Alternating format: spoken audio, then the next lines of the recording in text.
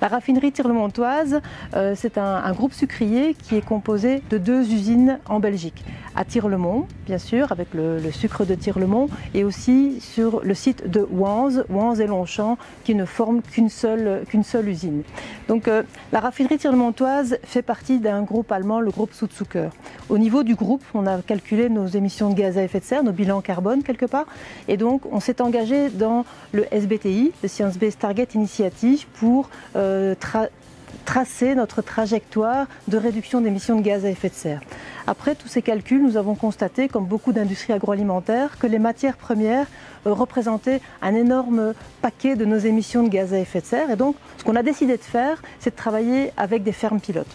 Donc, on a rassemblé 15 agriculteurs, plutôt des agriculteurs qui ont déjà beaucoup réfléchi à la question de l'agriculture durable ou de l'agriculture régénérative, peu importe le nom qu'on lui donnera. Et donc, on a rassemblé 15 de ces agriculteurs dans une espèce de laboratoire pour pouvoir réfléchir à comment faire évoluer, comment accélérer la transition de l'agriculture. Donc, dans ce groupe qu'on a appelé Climate Farming, on a plusieurs thématiques, principalement les gaz à effet de serre, donc leur réduction, aussi la biodiversité qui est vraiment capitale en agriculture et un peu pour tout le monde d'ailleurs, et aussi l'eau, la question de l'eau en qualité et en quantité. Et comment est-ce qu'on va faire au sein de ce groupe pour avancer vers une agriculture encore plus durable?